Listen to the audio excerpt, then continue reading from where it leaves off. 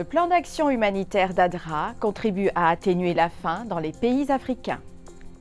La conférence Conscience et Liberté 2023 met l'accent sur la religion et la liberté d'expression. La faculté adventiste de théologie en Espagne célèbre son 80e anniversaire. Développement de ces titres et bien d'autres sur ANN.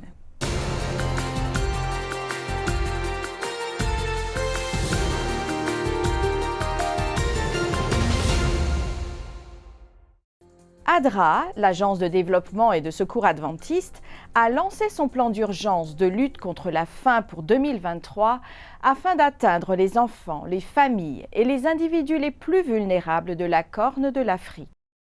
La région connaît la pire sécheresse depuis des décennies, avec 4 saisons sèches consécutives menaçant la vie de millions de personnes en Somalie, au Kenya, en Éthiopie et au Sud-Soudan.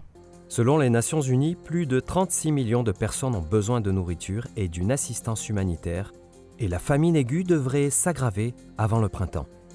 Le manque de pluie, combiné aux effets de la Covid, à la hausse des prix mondiaux des aliments et des carburants causés par le conflit en Ukraine, a exacerbé la situation. Parmi les opérations d'ADRA, on compte des programmes alimentaires dans les écoles pour prévenir l'abandon scolaire, le ravitaillement en eau par camion et la réhabilitation des infrastructures des eaux communautaires. La conférence Conscience et Liberté 2023, organisée par l'Association internationale pour la défense de la liberté religieuse, l'AIDLR, avait pour thème « Religion et liberté d'expression ». La conférence qui s'est tenue à Lisbonne, au Portugal, a réuni des experts et des spécialistes renommés dans le domaine de la liberté de conscience, de culte et de religion. Les participants ont discuté de droit, d'histoire, de théologie et de culture. Paul Macedo, secrétaire général de l'Association internationale pour la défense de la liberté religieuse, a déclaré: le thème de cette conférence, religion et liberté d'expression, a été choisi en réponse à une profonde préoccupation concernant la tension actuelle entre les libertés de religion et d'expression. Il a ajouté: il existe une tendance à faire taire la voix de ceux qui ont la foi. Il est nécessaire de réfléchir et d'essayer d'aider à résoudre cette tension dans l'optique de maintenir le respect des deux aspects de la liberté. Ganoun Diop, secrétaire général de l'Association internationale pour la défense de la liberté religieuse, explique l'histoire derrière la passion de l'Église adventiste pour la liberté religieuse. Il faut remonter à 1888. Au cours de cette année, un sénateur américain, le sénateur Blair de New Hampshire, a proposé 2 projets de loi au Congrès américain. Le premier projet visait à rendre le dimanche obligatoire pour tous les Américains. Il s'agissait de la loi sur le dimanche qui faisait partie de ce qu'on appelait aussi la loi bleue. Mais un deuxième projet de loi a été présenté au Congrès. Il proposait de faire de l'Amérique une nation chrétienne. Les pionniers adventistes ont donc décidé de s'y opposer. Alonzo Trevier Jones s'est rendu au Congrès américain pour argumenter contre ces 2 projets de loi. C'est ainsi que tout a commencé. C'était en 1888. Cependant, ils ont réalisé que s'adresser au Congrès était insuffisant. Les premiers pionniers ont donc décidé de créer une association en 1889 qu'ils ont appelée NARLA, Association nord-américaine pour la liberté religieuse. Mais ils ont réalisé que le thème, le sujet de la liberté religieuse est universel et ne saurait donc être limité au contexte américain. Ils ont donc élargi NARLA à IRLA, qui est l'Association internationale pour la liberté religieuse. Commencé par une conversation entre amis et collègues de travail et s'est rapidement transformé en une initiative qui a mobilisé des volontaires décidés à nourrir des centaines de sans-abri dans la ville de Guatemala, capitale du Guatemala. Productrice d'une émission destinée aux jeunes professionnels sur la radio Union, une station adventiste qui couvre 90% du Guatemala, Gabriela Coronado voulait clore l'émission hebdomadaire qu'elle produit par une activité finale percutante. Depuis 2019, l'émission baptisée Followers 2.2 motive les jeunes à suivre Jésus même au cœur des problèmes personnels et sociaux auxquels ils sont confrontés chaque semaine. Gabriela explique : lors de notre dîner d'équipe, un collègue a suggéré que nous distribuions un repas chaud. Dès qu'ils ont partagé l'idée du projet avec d'autres collègues de travail, des membres d'église et des auditeurs fidèles, des dons de nourriture et d'argent ont commencé à affluer pour démarrer le projet. Plus de 30 bénévoles se sont présentés et l'équipe a décidé de distribuer les repas au parc Paseo de la Sexta. Selon l'Institut des statistiques du Guatemala, plus d'1 millier de personnes vivaient dans les rues de la ville de Guatemala en 2020. C'est une année très spéciale pour la faculté adventiste de théologie en Espagne qui fête son 80e anniversaire. L'administration prévoit de célébrer cet anniversaire par des visites d'église, des conférences en ligne, la publication d'articles, un congrès spectaculaire et le lancement de nouveaux cours en ligne à tous les niveaux. Les débuts de l'institution remontent à 1942, peu après la guerre civile espagnole, en raison de la nécessité d'organiser la formation théologique des pasteurs adventistes. Tout au long de ces 80 années d'existence, le siège de la faculté adventiste de théologie s'est situé dans les villes de Madrid, Valence et Sagunto. Le campus adventiste de Sagunto est un établissement d'enseignement chrétien qui s'engage à répondre aux défis que représente l'éducation actuelle et à offrir une formation complète à ses étudiants et à leurs familles. Il offre actuellement un enseignement au niveau maternel, primaire, secondaire et universitaire, propose une école de musique, une académie d'art, une école d'espagnol et une faculté de théologie.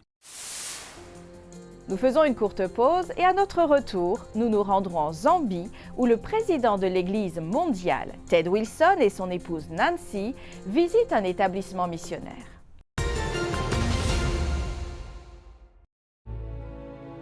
Every good and perfect gift is from above, coming down from the Father of the heavenly lights, who does not change like shifting shadows.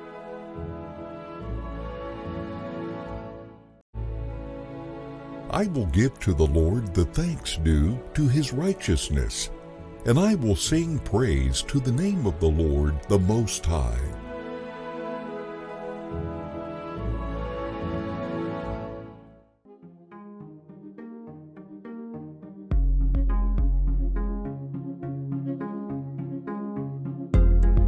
I feel a change coming today.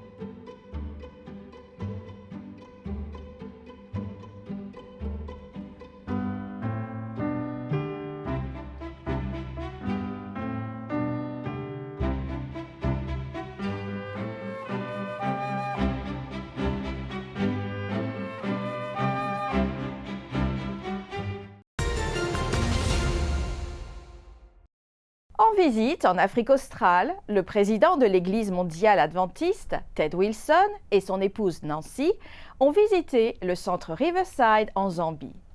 Les principes de l'institution qui reposent sur la santé physique, mentale et spirituelle ont ému Nancy Wilson.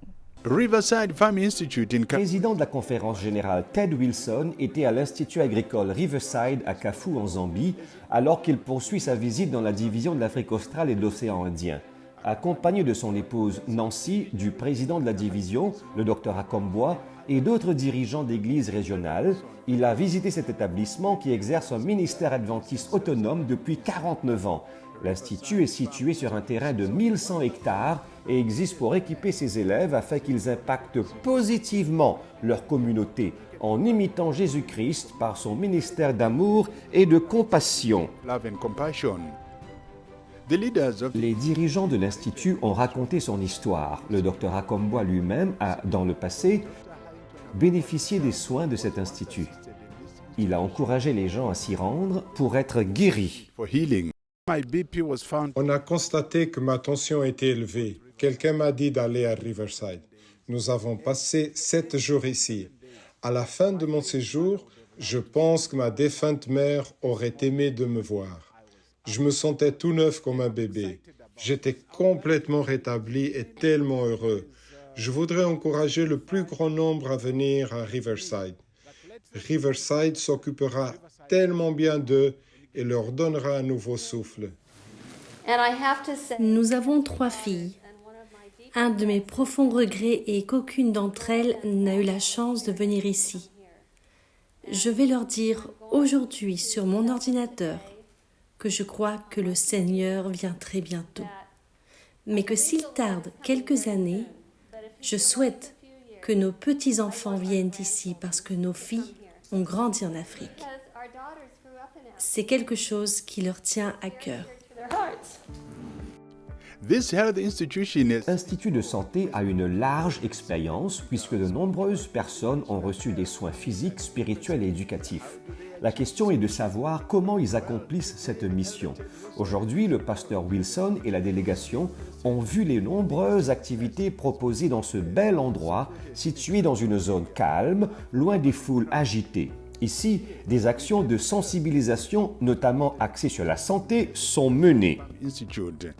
L'Institut Riverside, vous découvrirez une salle de bien-être bien équipée, une vaste plantation de bananes bordant la montagne dont les récoltes sont impressionnantes, des hectares de plantations de soja qui alternent avec le blé après chaque récolte, des plantations de maïs à perte de vue, une usine de fabrication de savon naturel sans produits chimiques, une clinique mobile et une clinique dentaire. Le pasteur Wilson a eu l'occasion d'expérimenter lui-même les traitements offerts dans le confort de la nature de Dieu. Il a remercié les 350 élèves de l'école primaire et secondaire de l'Institut agricole Riverside, actuellement parrainé par Child International Impact. En retour, les élèves ont chanté faisant fondre le cœur des délégués. Delegates.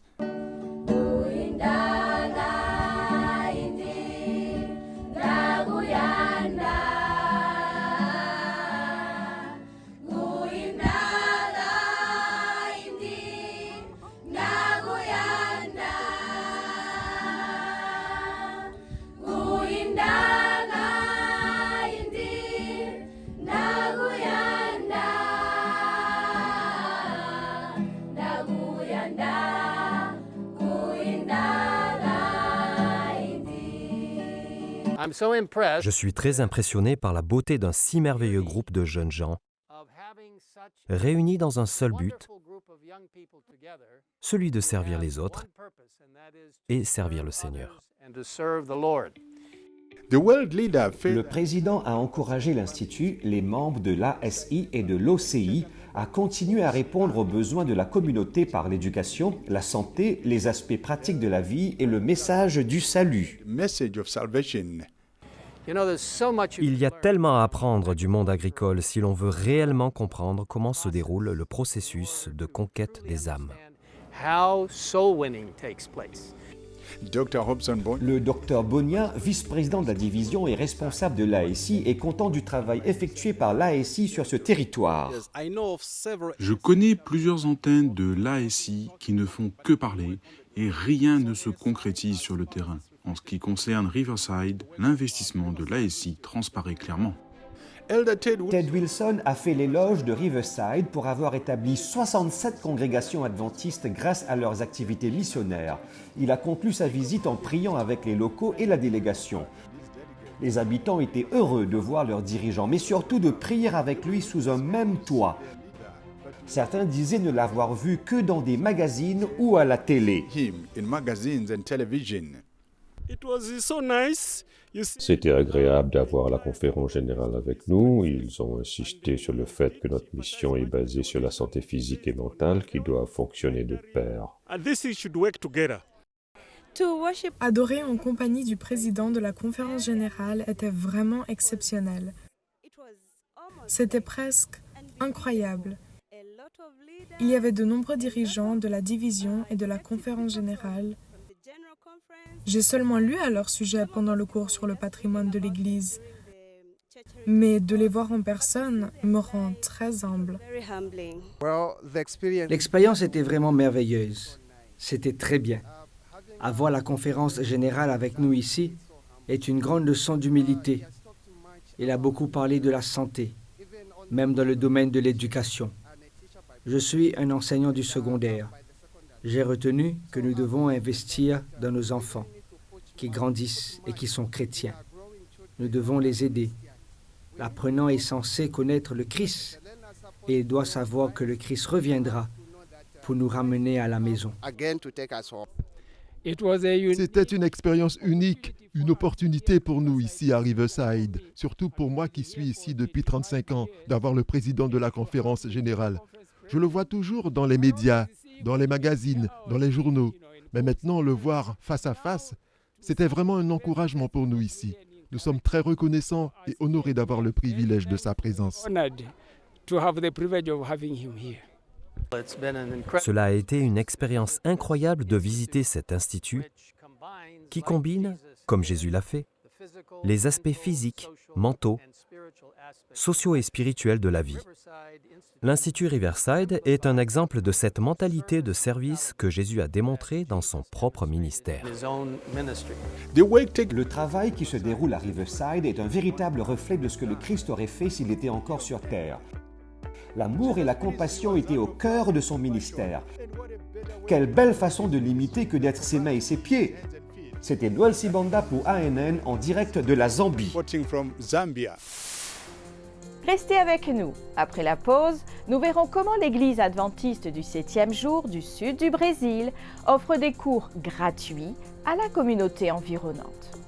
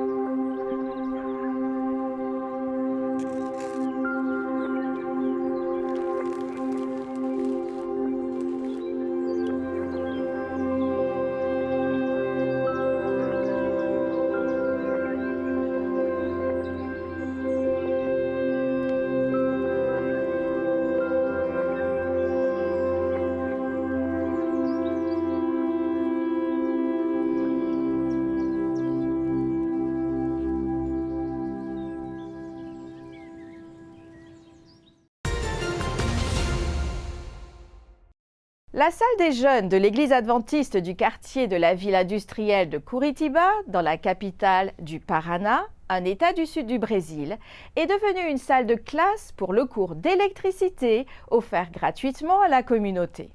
Ryan Delgado Ferreira Lemes, l'un des 21 étudiants qui ont suivi le cours, a reçu un certificat et fait l'éloge du projet. J'ai beaucoup appris, les professeurs enseignent très bien. Cela nous aidera à rendre des services et à gagner de l'argent.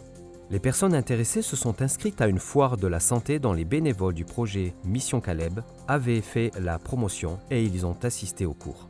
Le dernier jour, les étudiants ont passé l'examen théorique et ont suivi le cours pratique. En plus de proposer d'autres formations tout au long de l'année, l'église adventiste de Curitiba a également l'intention de démarrer un cours de Bible pour les étudiants intéressés. Des millions de personnes ont trouvé l'espoir et le salut en Jésus, mais de nombreux défis missionnaires demeurent. Dieu nous a invités à participer avec lui à sa mission de salut ici sur terre. Qui dira « J'irai ».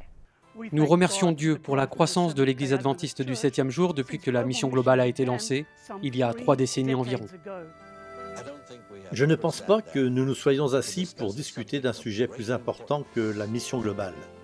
Celle-ci requiert une stratégie afin que soit porté à toutes les nations, tous les peuples et toutes les langues le message de l'amour de Dieu, de la grâce salvatrice du Christ et de son prochain retour.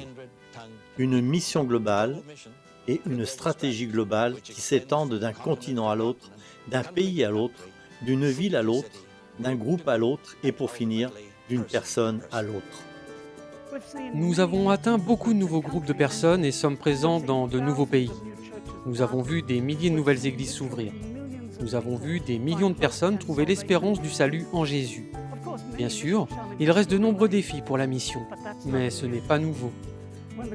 Quand la bonne nouvelle concernant Jésus s'est répandue depuis Jérusalem il y a 2000 ans, ce n'est pas arrivé parce que les apôtres se sont réunis. Ils ont planifié et ont prié ensemble en disant « J'irai ». Non, malheureusement, cela s'est passé comme résultat de la persécution. Quand les croyants ont fui Jérusalem pour sauver leur vie, ils ont partagé la bonne nouvelle là où ils se sont installés. Comme à Antioche en Syrie, où l'église a été fondée par les réfugiés venant de Jérusalem, aujourd'hui cette Antioche, maintenant appelée Antakya, est située tout près de la frontière turque. Et elle reçoit toujours des réfugiés. Des dizaines de milliers s'y sont entassés dans le but de sortir de Syrie durant les quelques années passées. C'est ici, à Antioche, que les disciples de Jésus ont été pour la première fois appelés chrétiens. Juste en haut de la colline, il y a une grotte qui a été l'une des premières églises, où, dit-on, les premiers chrétiens se sont réunis. Elle a rapidement remplacé Jérusalem en tant qu'église mère et est devenue une base pour l'envoi des missionnaires.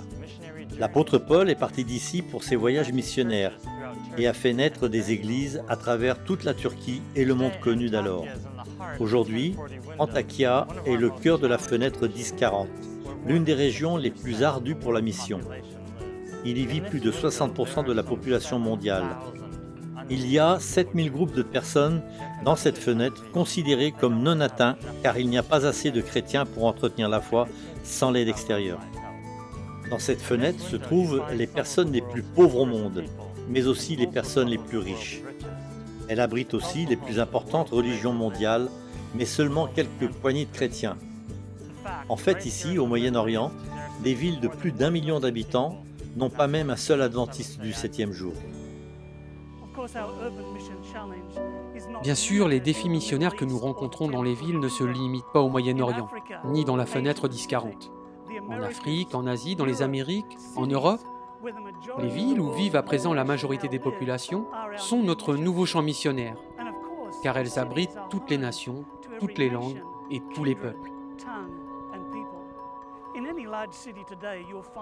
Dans chaque grande cité aujourd'hui, vous trouverez des esclaves ethniques comme la petite Italie ou la ville chinoise ou la petite Inde ou la petite Corée. La liste est longue. Les gens aiment se rassembler. Vous trouverez aussi toutes les sortes de religions, de croyances ou de non-croyances. Et c'est ce dernier groupe, les non-croyants, les personnes sécularisées, ceux qui vivent sans aucune référence à Dieu, et dont le nombre grandit si vite qu'il représente un défi particulier pour la mission. Comment pouvons-nous entrer en contact avec ceux qui ne croient pas en Dieu et n'ont jamais vu une Bible? Comment pouvons-nous parler à des gens riches qui s'enrichissent constamment et semblent n'avoir besoin de rien?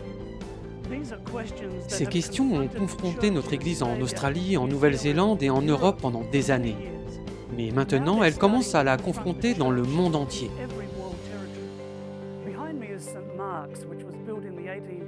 Derrière moi se trouve l'église anglicane Saint-Marc construite en 1820.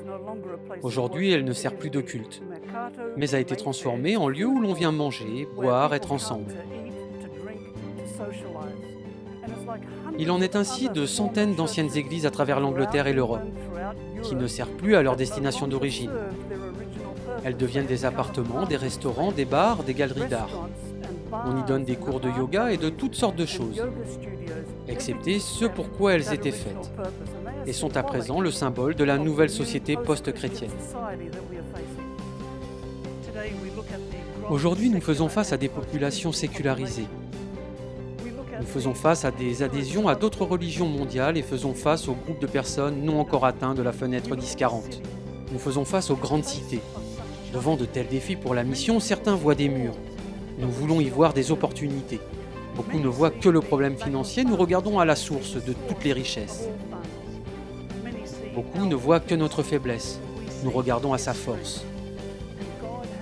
Dieu nous a invités à participer à sa mission de salut, ici sur la terre, qui dira « J'irai ».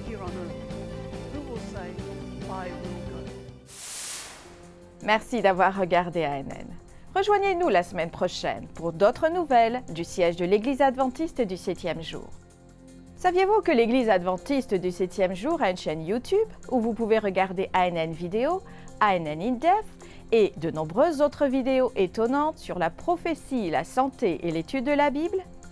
Abonnez-vous à la chaîne pour ne jamais manquer une nouvelle vidéo. Nous vous invitons à laisser un commentaire ou un sujet de prière. 24 heures sur 24 et 7 jours sur 7, une équipe se consacre à prier pour vous. Avant de vous dire au revoir, nous vous laissons avec une bonne nouvelle tirée du livre de Jean, au chapitre 17 et au verset 3. Il est dit « La vie éternelle, c'est qu'ils te connaissent, toi, le seul vrai Dieu, et celui que tu as envoyé, Jésus-Christ. » C'était notre programme de cette semaine. Rappelez-vous que vous pouvez toujours visiter adventiste.news pour des nouvelles et des vidéos quotidiennes. À la semaine prochaine pour d'autres nouvelles de foi, d'amour et d'espoir. Que Dieu vous bénisse.